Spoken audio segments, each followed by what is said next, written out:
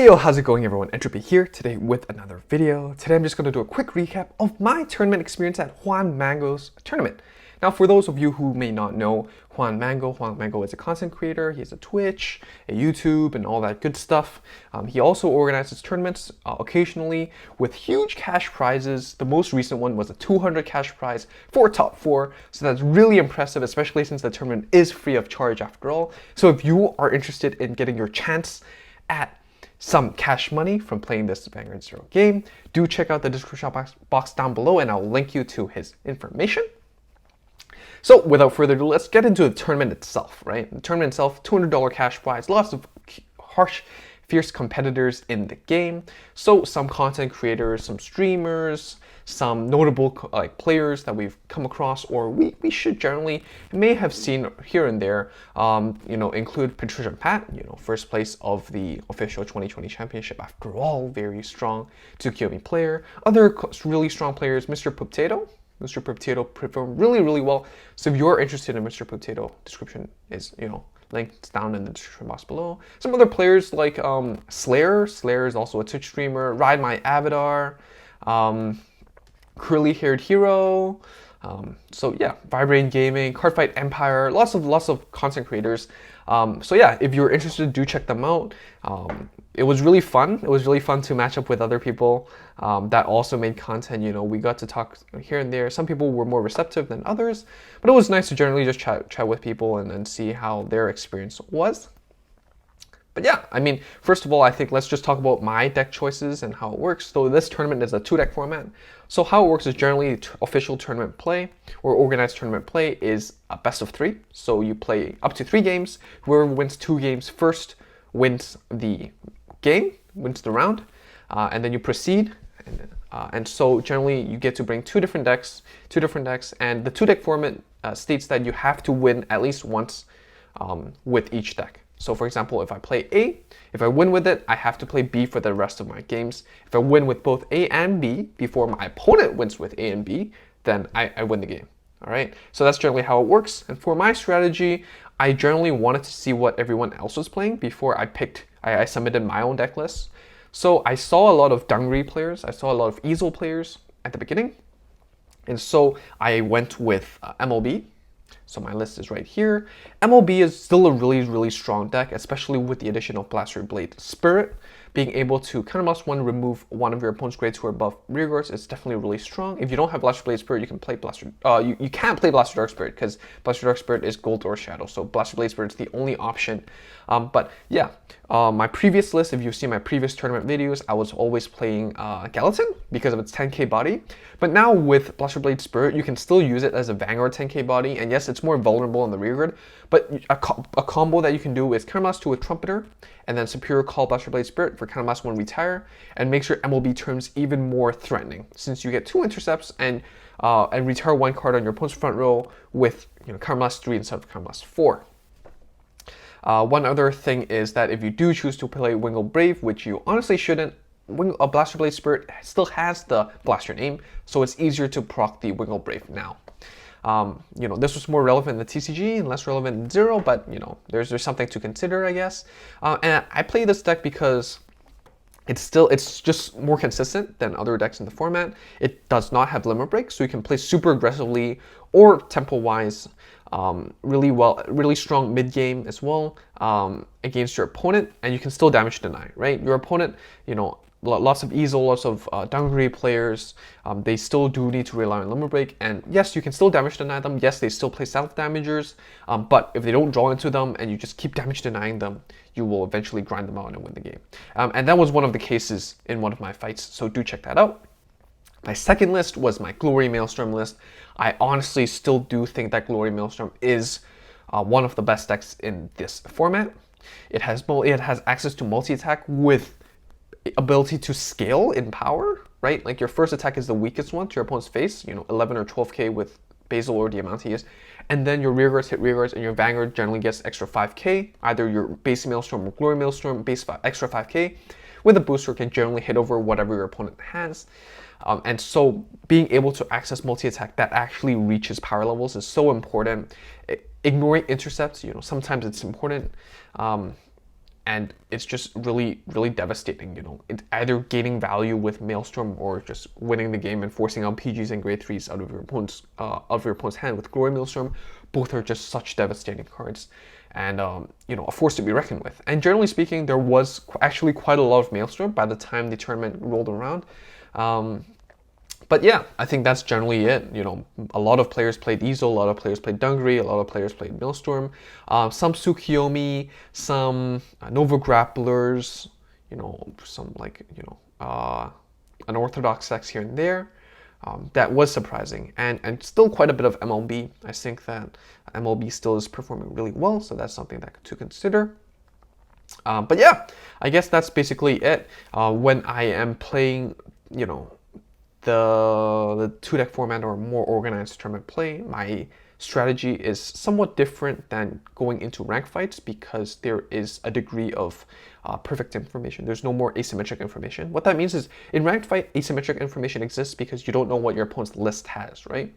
And so you can play some surprising cards to throw your opponent off, and you can you have to play to expect a variety of options in your opponent's deck, right?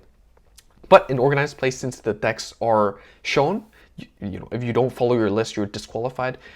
What that means is you can set up counterplay, and your opponent can also set up counterplay.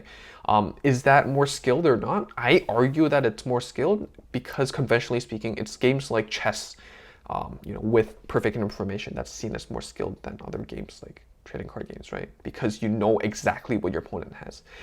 Is this something that the TCG should implement? I think that's something that I really want to talk about in the future video. Like, should competitive TCG play provide you your opponent's deck list? You know, to decrease the amount of cheating in the first place, right? Because some people might change cards in between rounds, and that's something that I've seen as well before.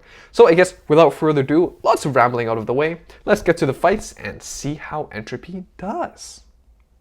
So for our first match, we're going to be matched up against Slayer. Slayer is also a Twitch streamer. Of course, this video is sped up by 8 times, so you probably must have missed that profile link, but I'll definitely put it in the description box below. Slayer's playing a very interesting Nova Grappler list, Blauz X Beast Deities, and we'll see how it works. In this case, he's playing a lot of Blau units, a lot of units with value like the Riser, playing the Beast Deities in order to restand with the new Crossride. And generally speaking, that is the better card. There is not much need playing the base Beast Deity. Azure Dragon really isn't a great card. And here I missed the MOB, so I'm just trying to play as aggressively as possible. Try to go face so our opponent doesn't get too much ahead. We have 3 PGs, so I was generally pretty comfortable. Opponent does check trigger here, being able to restand with the trigger. It hits another trigger here, being able to restand again. So threatening. Here I'm like, what should I do? Should I Superior Call? I'll just Superior Call Buster Dark. I draw into the Ganslaw, which is really bad since I was at 5 anyways and there's no more Blaster Blades in my deck. Here I put my opponent to 5. I just drew into my MOB, which isn't good. Opponent set up a board, calls out the Death Army Lady, hits a trigger, which means that they will hit, being able to reset the Vanguard. Death Army Lady attacks, and then here, oh, they hit the trigger and I lose. Damn. Next match, opponent won with the Nova, so they have to switch to their MLB, and I'm going to switch things up. I was a bit tilted by not getting the MLB from our first match, but here we have the Grade 1, the Grade 2, and the Maelstrom, so I'm pretty comfortable with it. Unfortunately, here we draw into another Maelstrom, and no Basil or Diamantes in sight. The 2 PGs actually clog your hand too early on, so there isn't much I can do. Hit the draw trigger though, that's very nice, drawing into Diamantes. Opponent does get the MLB. What else? Hits super aggressive, pulls out a PG from my hand. What else can I do? No intercepts, just gotta go face. Face is the place. Get rid of the 8K. No intercepts, 1 PG, 1 Maelstrom, 1 Glory, which I draw into, which I would have much rather drove check into. Opponent does hit a draw trigger, which means that unless I hit a trigger, I would have died, and that was the case. So second game, Zex. So both of Zek's decks that he brought were Limit Break decks, Dungaree, and Easel. Personally, I think that Maelstrom performs better against Easel, but performs worse against Dungri, and so I wanted to make sure that I got the chance to win my first round, damage deny, or just go really straight aggro. And then I have the chance to, even if I take the L against the Dungri, I can still have a comfortable matchup against the golds. Here, we didn't really do much. We're just going face, we're just going aggro, setting up our intercepts. Opponent gets the unlimited, sets up the crits, but it's okay, we have PGs as well. Opponent chooses to attack face first to put us to 4, to deny our PG, which is interesting because, personally I would be willing to keep our opponents at lower damage counts, and that way we can, the Dungri player could be more comfortable proccing their heals, but unfortunately our opponent doesn't, and that was game. Here, I expected about my opponent to switch, and so I played the Maelstrom deck, which I was more comfortable with in this matchup. I would rather play against an Easel deck than a Dungri deck with Maelstrom, since they could pop our key pieces more easily, while Easel cannot. Easel can generally only retire cards in the front row, and since Basil and Diamantes sneaks to the back row, my combo pieces are still safe, while the Narukami could still be playing Death Scythe and just snipe my pieces. Here our opponent gets into the Easel, plays the Crit Ride Chain, at 9 draw, a more consistent build. We get the Maelstrom Limb Break, we get to plus, draw into PG, very nice. Opponent Superior Claws 8k, Superior goes 8k, sets up the board. So we're at 5, sees another PG at the damage zone, which is not great. But here, we have no more intercepts that can actually hit our opponent's numbers, so we hope everything works out, and it did. Next, for game 3, we're playing a Zile. Zile is playing one OTT list and a Narukami list. The OTT list is very interesting, called Church of Pain. It's playing a hybrid of the Battle Sisters and the Soulless OTT variant, with 3 draw 6 stands. OTT is the premier clan to play non-9 draws because of its clan specialty being draw power, right? So since you draw so much anyways, there isn't really a really high need of playing 9 draws to increase consistency, and instead it might be detrimental since you might draw too much and deck out too fast. Here I'm just cycling through my grade 3s,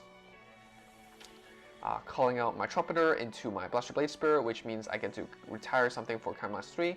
I won that game. Next we're going to play our Aquaforce, since that's the one deck left. We do have our pieces that we are interested in looking for. We have our grade 1, grade 2, and Maelstrom, so that's really nice. No need to use the Eric. Just going to play aggressively. We did have the Diamantes anyway, so using the Basil earlier on, hit numbers and keep it as an intercept to keep our damage count lower is definitely viable. Opponent does hit us to 3, and then we ride our Maelstrom, Diamantes, go face. We hit a heal trigger, very nice. Get to retire something. I choose to pop the card behind the Vanguard circle since the left column here is grade 1 and grade 0. So if they do want to put an intercept or grade 3 to hit numbers, they will have to minus anyways. But if they want to attack with Vanguard last, which they should because they're playing stand triggers, then they will have to invest something in the booster area or not. Or if not, then maybe their strategy is not going to work the best. Opponent does hit the 6 damage heal, which puts a problem. Is a problem. Opponent has a Sound Tom and just wins right there. So Sound Tom, definitely don't forget about that card. Still a very big threat, as it was, from the day it was released. Of course, there are more options to retire it or avoid it now, but still, not being able to use PGs is definitely scary. Here we're gonna play the Maelstrom to Dungri matchup. Definitely not a matchup that I am confident in or comfortable in. Opponent just has too many retire options, which does hinder our strategy here. We just do our 4th damage stuff. Here I'm attacking with Vanguard first because we're not at Limit Break 4 anyways, and if we do hit triggers, then we can still pass it to the rear to hit, right? We hit a heal trigger here, which is very, very nice. Glory Maelstrom, looking to do some stuff to try to win the game right here. Do we win? Do we win? We hit a heal trigger, that's very nice. Opponent does have the PG and a grade 3, but we're still able to push them to 5 to maintain the damage lead of 3 to 5. Opponent does get rid of the intercept. Dungri is just honestly such a threatening deck, and definitely one of the top decks in this meta. Gonna use the Diamante's attacks, and then hopefully seal a game here. Opponent does have the PG and the grade 3 again, which means that we are not winning here, but we do have 2 PGs and a Basil left right here. Opponent doesn't have an intercepts left, which means that next turn we attack, we should be able to clear the game. And that's about it. Next, we're playing against Deathcliff. Deathcliff is our 4th match of the day. One's playing Maelstrom, we're playing MLB. I think this matchup favors MLB because honestly, the way to beat Aquaforce is just aggro them and make sure that they're desperate enough to go Glory super early, and then if you have the PG and the grade 3, you basically win right there. Opponent has to ride the Basil, and since I'm a 10k, they do have to hit a trigger. They do hit the heal trigger, which means that they did pass and heal the damage, which is one of the worst case scenarios here. But that's okay, we do have the MLB combo, and that's great. Put them to 4, they self-damage to 5, and they just do their stuff again. Alright, so we're 5, they're 4. Very precarious situation for us to be at. I search with the grade 3 searcher because I do want the Blaster Blade to get rid of an intercept, to be able to apply more pressure, and that's okay. Here, we're comfortable with the Glory Maelstrom since we do have a PG and a grade 3. Preferably, we ditch the MLB, but it's a problem since we can't choose. Final turn, we have no choice. The 12k has to hit our opponent's rearguard since our Vanguard doesn't hit 13k numbers, but that's okay since our opponent didn't have any PGs left. For our second game, our opponent's playing the wacky 3 crit 6 draw variant of Great Nature with 3 of the Kangaroos and 2 Leopolds only. Kangaroo is honestly a really underrated card. CB2 restand is something that you would really not expect on ladder, and that's one of the differences between ladder play and organized tournament play, right? Because organized tournament play, generally you're able to see your opponent's list and play around it, and in ladder play you just don't expect it and you can get outplayed because of these surprise picks. Here we don't see the Maelstrom, which is a problem. Considering playing both self-damagers to put ourselves to 5, so then we can use the ultimate break earlier on. But choose not to because our opponent probably does have a PG at this point. Opponent does hit a heal, which puts another screw to our strategy. Plays the chicken, which means that they do set up the intercept. So we can ultimate break on this turn. Setting up for a multi-attack. Boom, boom, boom. Does our opponent have it? Yes, our opponent does have it. And since we don't have PG, since we don't have any heal triggers left, I don't think, that is game. So, last game. This is the Maelstrom versus Maelstrom mirror match. Honestly, would you prefer to go first or second in this matchup? I would prefer to go second. That one extra card helps you enable your 4th attack more consistently, and definitely, you know, you definitely do need that one extra card to help you do your combo pieces. Anyways, opponent does hit a heal trigger, which again is a problem. Here, I just want to set up the Coil Assaults just so that if I do hit triggers, I could still pass. And I really do want to set up the intercept so I don't take too much damage earlier on. Fortunately, I think that is a misplay because our opponent does want the 4th attack. Hits a heal. Fortunately, that does not proc. But yeah, this is the Diamantes. And unfortunately, I do get the plus, but I don't have any 4th attack enablers anymore, which means that if our opponent's Maelstrom does kill the Diamantes, then I can't proc it, and I don't draw into it, and I'm stuck playing vanilla Vanguard for the rest of the match, hanging by a thread. There isn't much I can do. I do have to set up my pieces to attack into our opponent, but every single turn our opponent does get the multi-attack, hits the heal, hits the draw, just plus more than I do. I draw into PG's Clog. What can I do? Hope for heal? Heal! Alright, opponent does hit a draw though. So there's that, Diamantes, multi, and then I lose right there. And that is game. Still not dead yet. There's not much to do. Hit another heal. Very back and forth. I heal, you heal, but since we don't have 4th attack and our opponent has a full board, there isn't much I can do anyways. So for our 5th match against Curly Haired Hero, another Twitch streamer, opponent's playing Easel. So again, I feel like the Criff Raijin is just so popular, but curly haired hero is playing 6 draw 3 stance, which is quite interesting. Also playing 2 Chrome Jailers only. Question mark there, because if you're gonna play Chrome Jailer, might as well play it at 4. Since you might as well use the Persona Blast, right? One of the criticisms of playing the Criff Ride Chain that I personally don't like, but I still see the value in early aggression, right? Is that you have to play the 4 8Ks and you have to play the 4 Bull Main, the 10Ks. And that means you have less space to play other value cards like Stealth Damagers or Din Drains or more Spirits, and that really hinders your mid to late game. And anyways, your deck really excels when you get to access your Limit Break anyways, so the early easel doesn't really come into play other than the extra Twin Drive, the extra earlier Twin Drive turn that you may get. And riding into the planet here again is generally seen as a misplay, since you don't get to plus, and that's one of the problems I have with playing 4 Platinas.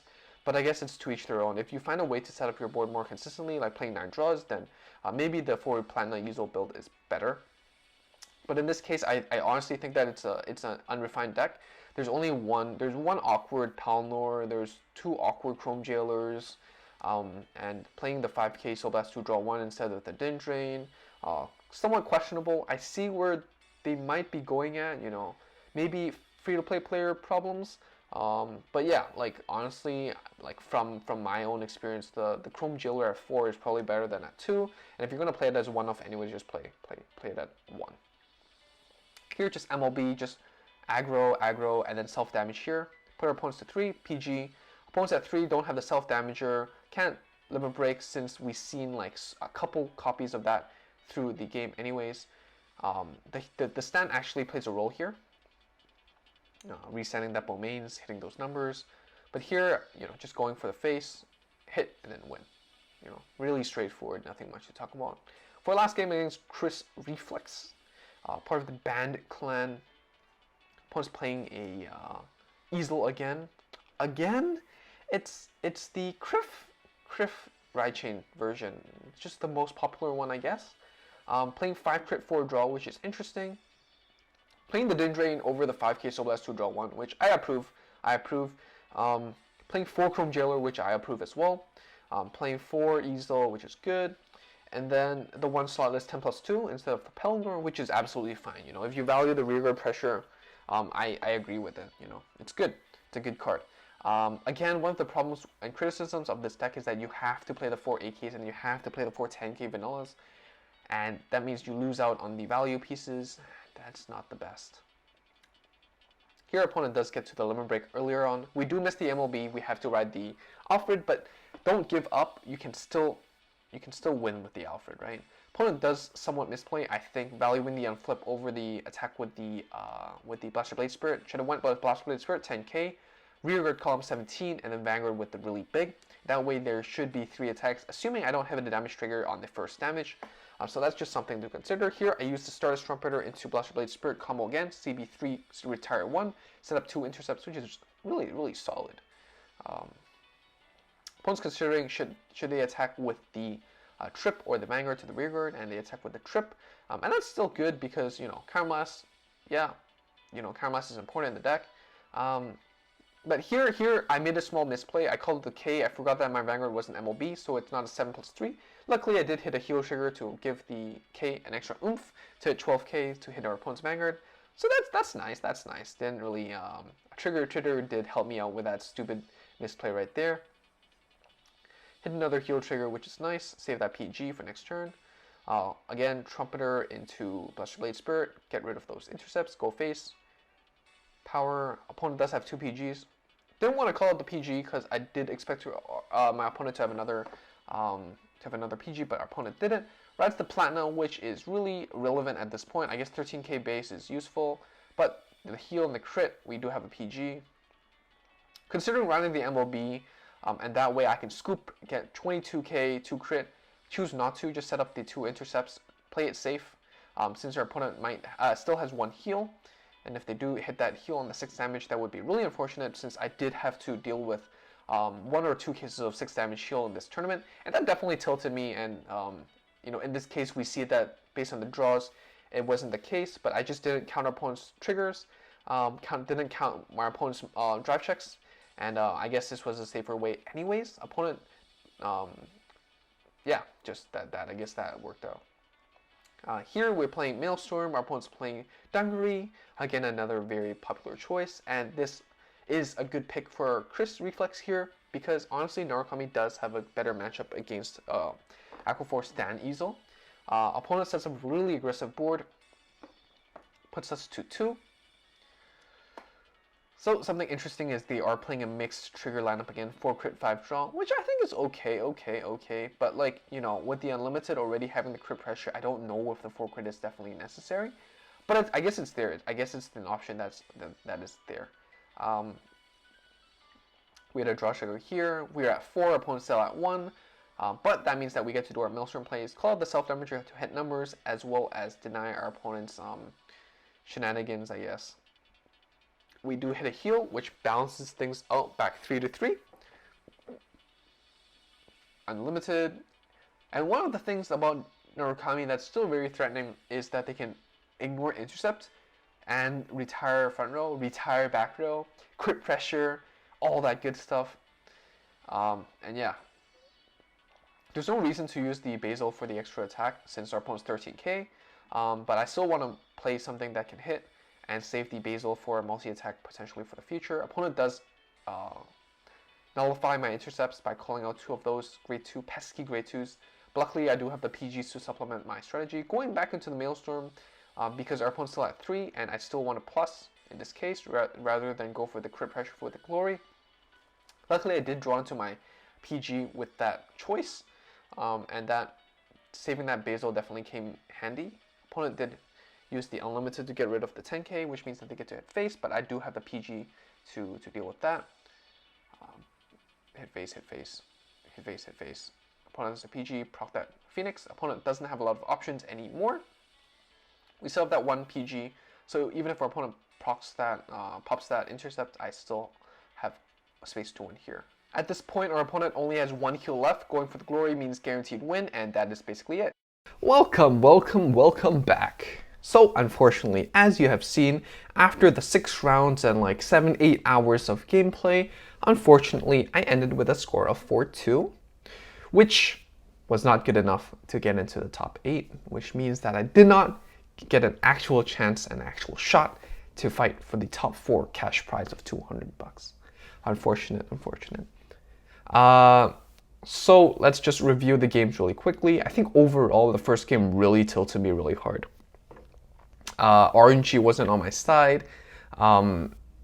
Like I was really thrown off by the Nova Grappler's Blau, and the opponent just kept hitting triggers, and that happens, right? That happens. But the second game, I was just so tilted by that game that I couldn't really play to the best of my abilities. So that was really challenging. Slayer is a really great player, you know, trigger and everything that happens, right? Like you can't avoid it, and it's about just playing to their best. And in this case, I tilted. I didn't play to the best of my abilities, and I lost that match. I got completely destroyed, and major props to Slayer. Other games were pretty straightforward. I had one really good game of damage denying Easel and all that with MLB, so that was really good. And then what else? There was one game with Deathcliff. Deathcliff, I think, also played. Deathcliff also played surprisingly well. I won the first game, and then he caught up with the next 2 games. And yeah, like for the last mirror match with the Maelstrom, I just couldn't get my Basils. I just couldn't get my Diamantes. I played too greedy early on, and I got really punished for that. And all I could do was hang by a thread. And that's something that, you know, you can consider, right? Like, you know, the easiest way to counter Aquaforce is kill Basil, kill Diamantes, hope they don't pull anymore, and then they don't get to plus. And I guess that's exactly what happened. So yeah, like, you know, overall, I think the major things to consider from this tournament is the prevalence of the new top 3, right? Like previous meta was always MLB, the end PBO. Now the end and PBO, they're gone. They're not relevant. They're not fast enough in this meta. And now we've replaced them with Easel, Dungaree, and Maelstrom. One thing that I've also seen through this tournament is a lot of rogue decks, like a lot of decks with random crits here and there, a lot of decks with five draw, 4 crit, 5 crit, 4 draw, and some interesting stuff sprinkled around. But generally, if you see the final results, the people that do top, the people that do perform most consistently well are still the people who play 9 draws. And there's a reason why that is the standard, right? There's a reason why that is the standard triggers layout. And if you're interested in knowing more about that, check out my trigger theory video that I did a long time ago. Yeah. Overall, I did honestly feel like I misplayed a lot. Underperformed. There was a lot of room for improvement, and I will be taking some time to review these games. But yeah, it was really nice experience. A lot of the people that I ended up facing against were also content creators, like Twitch streamers and all that. But I mean, at the end of the day, thank you, Juan Mango, for this platform. Thank you for organizing this tournament, for being so generous with the rewards, setting up, so many casters to discuss the game, as well as the TCG. I mean, in between rounds, I would listen in, and the insight was definitely very, quite valuable. I mean, but yeah, thank you so much. And if you are interested, again, link to any relevant information down in the description box below. And I'll see you all for my next video next time. Bye.